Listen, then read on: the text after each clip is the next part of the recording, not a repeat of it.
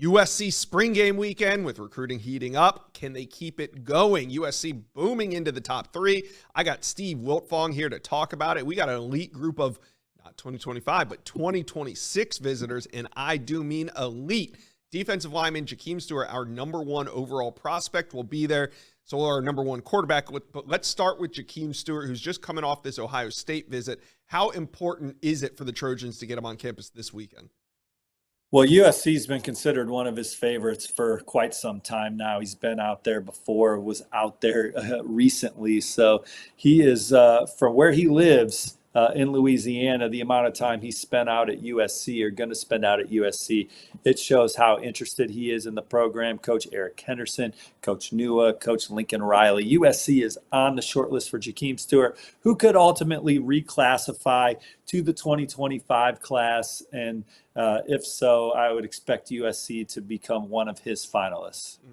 All right, let's talk about Ryder Lions, the number 1 quarterback in the 2026 cycle, number 5 player overall out of Folsom, California. How's USC doing early on with Lions? They're definitely one of the favorites, not only because of what Lincoln Riley has done with quarterbacks in general, but just how close the family is to the program, with his older brother Walker being part of the program. This family's broken a lot of bread with this USC coaching staff, know them well, and so USC is definitely one of the major players for Ryder Lions.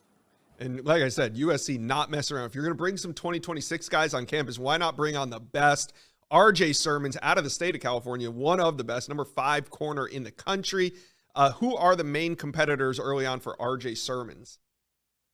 Well, he was recently at Notre Dame. Obviously, he is a legacy recruit. His father, Rodney, played for USC in the mid-90s. He's grown up around this program. He loves the environment, everything about USC. Doug Belk is the lead recruiter. He does a fantastic job on the trail. And this is a young man that's told Chad Simmons in the past that he likes the trajectory of the program. You know, Oregon, Alabama, some of the other schools that he's had a keen eye on. But USC, that's always going to have a special place in that family's heart here, and they're one of the early front runners. All right, before we get done with this USC segment, we got to talk about a 2025 prospect that is on campus. That's 4-star wide receiver Phillip Bell. Can USC stay hot in the 25 cycle and possibly land Bell this weekend? If this is a receiver that they're turning it up for, then yes, absolutely. I think they'll have a great chance to ultimately keep him at home. Obviously, he's looking at places like Ohio State, Tennessee, and Oregon.